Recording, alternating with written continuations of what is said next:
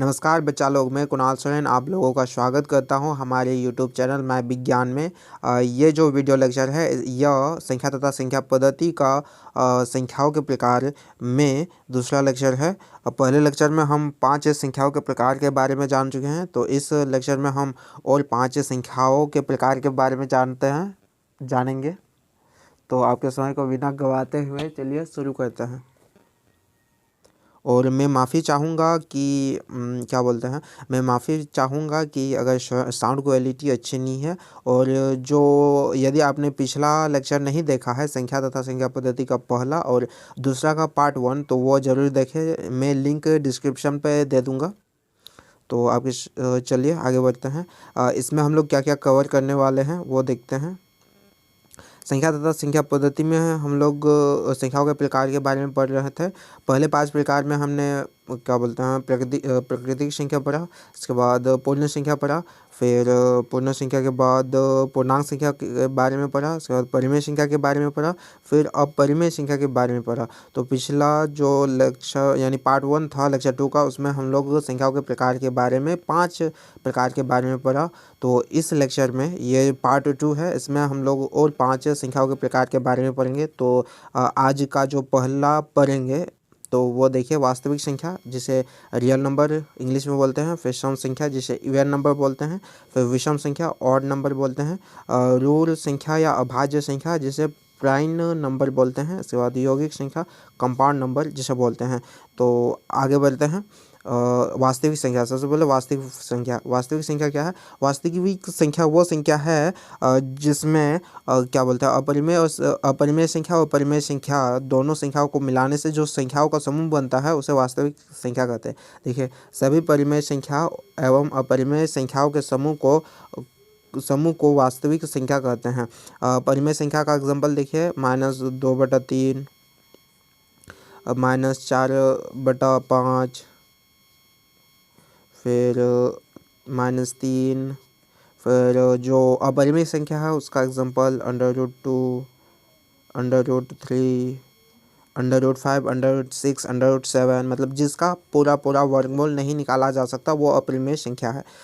तो I hope आप लोग को समझ में आ गया होगा वास्तविक संख्या। अब सम संख्या के बारे में जानते हैं। सम संख्या वो संख्या है जो 2 से पूरा भाग लगे या विभाजित होता है, उसे सम संख्या कहते हैं। देखिए, सम संख्या या इवन नंबर जिसे इंग्लिश में बोलते हैं, जो संख्याएं 2 से पूरा विभाजित हो जाती है उसे सम संख्या कहते हैं। एग्जांपल के लिए 2 तो पूरा 2 से विभाजित होगा। 2, 4, 6, 8, 10 और ये 10 आगे बढ़ते जाएगा, यानी आदि यानी इत्यादि। आई होप आप लोग को सम संख्या भी समझ में आ गया होगा। अब विषम संख्या के बारे में जानते हैं। आगे चलिए बढ़ते हैं। विषम संख्या जिसे इंग्लिश में ऑड नंबर बोलते हैं, जो संख्याएं 2 से पूरा विभाजित नहीं होता है उसे विषम संख्या कहते हैं। विषम संख्या में जैसे 3, 5, 7, 9, 11, 13 ये सभी संख्याएं क्या हैं? विषम संख्या इत्यादि। यह सभी संख्या क्या है? विषम संख्या। आई होप आप लोग को सम संख्या, विषम संख्या और पहले वास्तविक संख्या ये सब संख्याएं समझ में आया होगा। अब सम संख्या विषम संख्या में एक नोट देखिए सम संख्या +1 तो क्या मिलेगा हमको? विषम संख्या। अगर विषम संख्या में 1 जोड़ेंगे तो हमें क्या मिलने वाला है? सम संख्या। इसका एग्जाम्पल आगे बताएंगे और बता देता पहले। देखिए, सम संख्या में यदि 1 जोड़ेंगे,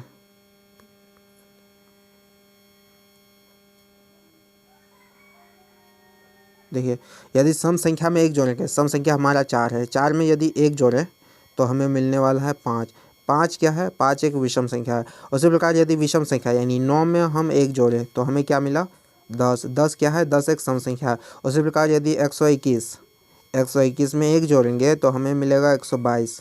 122 क्या है? 122 सम संख्या है। उसी प्रकार यदि 526 में 1 जोड़ें, 526 में 1 जोड़ेंगे तो हमें मिलने वाला है 527, जो कि एक विषम संख्या है। आई होप आप लोग को समझ में आ गया होगा कि सम संख्या में यदि एक जोड़े तो वो विषम संख्या बन जाता है, और यदि विषम संख्या में एक जोड़े तो वो सम संख्या बन जाता है। अब आगे बढ़ते हैं।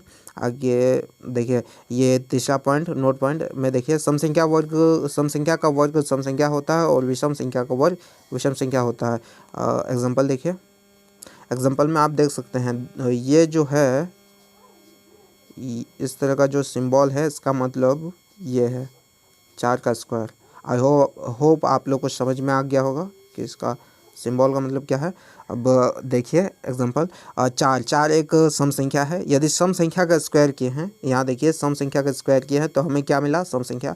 उसी प्रकार 6 भी एक सम संख्या है, तो 6 का स्क्वायर किए तो हमें सम संख्या मिला 36। 36 क्या है, एक सम संख्या है।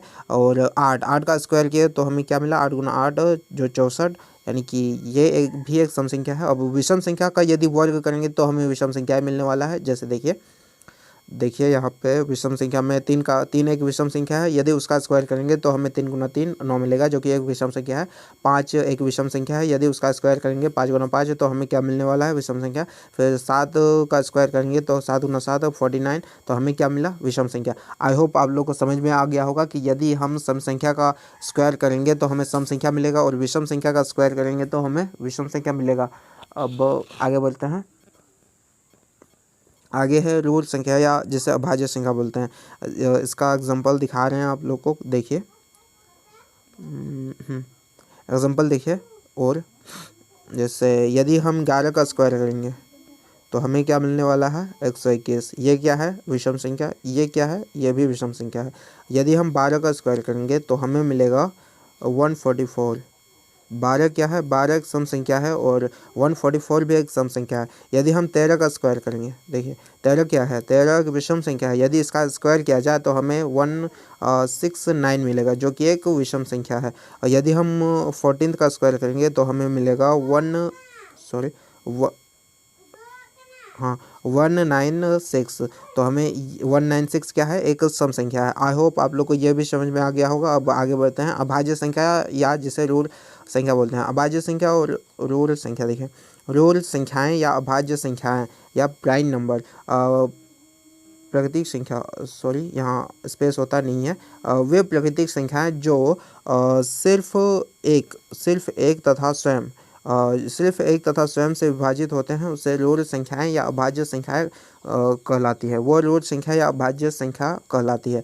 जैसे 3 जो है वो 1 से विभाजित होगा और 3 से ही विभाजित होगा। 3 1 से विभाजित होगा और 3 से ही विभाजित होगा।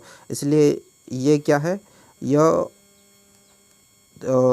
क्या है, सॉरी हाँ 3 क्या है, 3 एक अभाज्य संख्या है और 3 एक अभाज्य संख्या है। अभाज्य संख्या में वो संख्या जो स्वयं से और 1 से विभाजित होती है उसे अभाज्य संख्या कहते हैं। एग्जाम्पल के लिए आप देख सकते हैं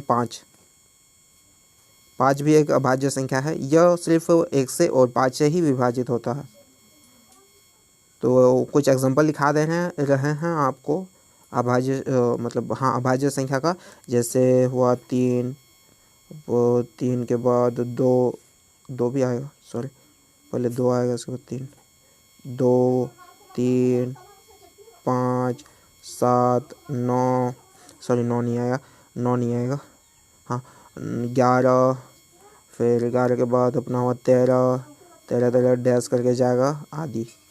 आई होप आप लोग को ये भी समझ में आ गया होगा। अब आगे बढ़ते हैं। आगे हम लोग का यौगिक संख्या या कंपाउंड नंबर जिसे बोलते हैं। कंपाउंड नंबर इंग्लिश में बोलते हैं और हिंदी में यौगिक संख्या। देखिए वैसी प्राकृतिक संख्या जो एक या स्वयं के अलावा कम से कम एक दूसरी संख्या से विभाजित होती है, उसे वो यौगिक संख्या कहलाती है। जैसे एग्जांपल के लिए आप 4 ले सकते हैं। 4 एक तो 4 से विभाजित होती है, और 4 एक से विभाजित होती है, और 4 जो है वो एक दूसरी यानी 2 से विभाजित होती है। आप यहाँ देख सकते हैं कि 4 1 से विभाजित होती है, 4 स्वयं से विभाजित होती है, उसके साथ साथ यह एक दूसरी संख्या से भी विभाजित हो रहा है। इसलिए यह एक क्या बोलते हैं इसे, यौगिक नंबर, यह एक यौगिक नंबर है। यौगिक संख्या है, नंबर नहीं। हाँ, मतलब इंग्लिश में बोला जाता है यौगिक संख्या है। आई होप आप लोग को यौगिक संख्या भी समझ में आ गया होगा। अब एग्जांपल लिखा दे रहे हैं आपको यौगिक नंबर का। देखिए 4 आएगा, 4 के बाद 6, 6 फिर 6 8 9 10 12 14 हाँ 14 16 इत्यादि ये यौगिक संख्या के एग्जांपल है। आदि ये सब क्या है, यौगिक संख्या के एग्जांपल है। आई होप आप लोग को ये लेक्चर में मैंने जितना भी कराया आप लोगों को समझ में आ गया होगा। फटाफट रिवीजन एक बार रिवीजन कर लेते हैं। देखिए आज के लेक्चर में हम क्या क्या किए। आज के लेक्चर में हमने किया वास्तविक संख्या, उसके बाद सम संख्या, फिर विषम संख्या, फिर ऋण संख्या या भाज्य संख्या जिसे बोलते हैं। इसके बाद यौगिक संख्या के बारे में पढ़ा। फिर दूसरा वास्तविक संख्या में वे सभी परिमेय संख्या और अपरिमेय संख्या के समूह को वास्तविक संख्या कहते हैं। एग्जाम्पल के लिए आप देख सकते हैं ये रहा। उसके बाद सम संख्या, जो संख्या 2 से विभाजित पूरा विभाजित होता है उसे सम संख्या कहते हैं।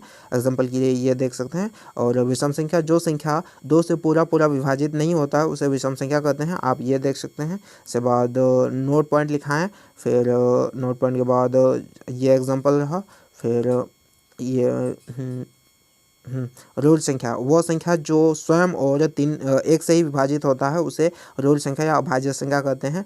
और कंपाउंड नंबर, वो संख्या जो स्वयं और 1 के अलावा किसी दूसरी और संख्या से भी विभाजित होता है तो वो यौगिक नंबर, यौगिक कंपाउंड क्या बोलते हैं, हाँ कहाँ चलिए, हाँ यौगिक संख्या कहलाती है या कंपाउंड नंबर कहलाती है। आई होप आप लोगों को समझ में आ गया होगा। तो आपको कुछ फटाफट क्वेश्चन दे रहे हैं, उसका आंसर आप लोग कमेंट में जरूर लिखिएगा। आप लिखिएगा 7 अंकों की सबसे बड़ी संख्या, फिर 6 अंकों की सबसे बड़ी एवं छोटी संख्या।